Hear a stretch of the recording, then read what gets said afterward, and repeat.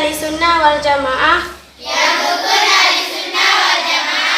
Orang yang ikut Nabi dan sahabat Nabi. Ahlussunnah wal Jamaah wa ilmu fiqh.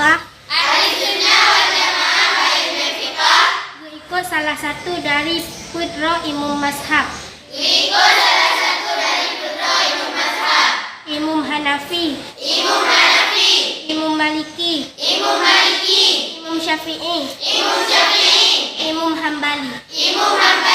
Ahlussunnah wal Jamaah ba ilmu tauhid.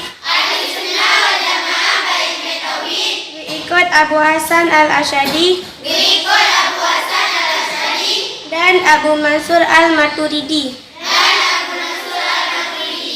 Ahlussunnah wal Jamaah ba ilmu tasawuf. Ikut Hujjatul Islam Imam Al-Ghazali dan Abu Junaid al-Baghdadi.